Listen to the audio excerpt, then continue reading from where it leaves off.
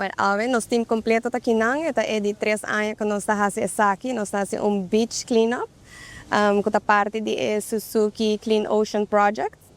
Nós como distribuidor oficial de Suzuki Marine aqui na Aruba, está fazendo isso aqui e é algo que está fazendo mundialmente, todo distribuidor oficial está forma parte disso aqui e nós estamos orgulhosos que nós estamos por fazer de nos banda.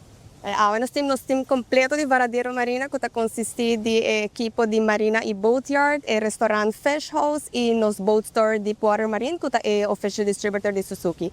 Então nós estamos 60 pessoas que gather ao mainta, começa assim de uma maneira great, donando back na nossa comunidade e nós como negócio que é marine business, nós tentamos dever para fazer esse tipo de atividade aqui. Well, é algo com uma iniciativa que a começado de Suzuki internacionalmente, já que é parte de marine business. Nós estamos fazendo de nossa parte para preservar nossa lama e também para a futura geração, claro.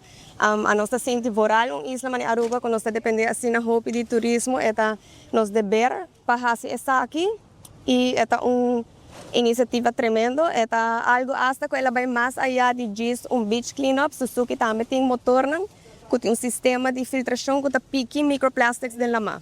Então é algo que sowieso nos haya grit e nós estamos contentos de esta parte de gym. Para dar um pouco mais informação do projeto aqui, é algo que nós vamos começar em 2021. Tour distribuidor oficial de Suzuki está domain está aqui, que está ongeveer 25,000 gente mundialmente.